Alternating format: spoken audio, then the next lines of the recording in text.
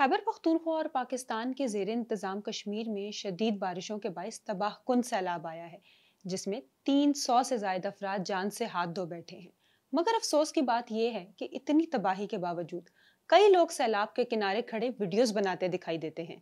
याद रखें, ये लम्हों की वीडियोस आपकी जिंदगी को खतरे में डाल सकती हैं। पाकिस्तान के कुदरती आफात से निपटने के इदारे NDMA ने सैलाब के दौरान हिफाजत के लिए ये 5 इकदाम बताए हैं। फौरन महफूज पनागाह तलाश करें और किसी ऊंचे मकाम या इमारत पर मुंतकिल हो जाएं। नंबर 2, हमेशा इमरजेंसी किट तैयार रखें जिसमें पानी, खुश्क खुराक, ज़रूरी अद्वियात और अहम दस्तावेजात मौजूद हों। नंबर 3, सैलाबी पानी में पैदल चलें, ना तैरने की कोशिश करें और ना ही गाड़ी चलाएं। याद रखें, सिर्फ 6 इंच बहता पानी आपको गिरा सकता है और 1 फुट पानी आपकी गाड़ी को बहा ले जा सकता है। नंबर 4, अगर आप पानी में खड़े हैं तो किसी भी बरकी आले को ना छुएं। अगर मुमकिन हो तो बिजली बंद कर दें ताकि बिजली का झटका लगने से बच सकें। नंबर 5, अगर इनखला का हुक्म दिया जाए तो फौरन इलाका खाली कर दें।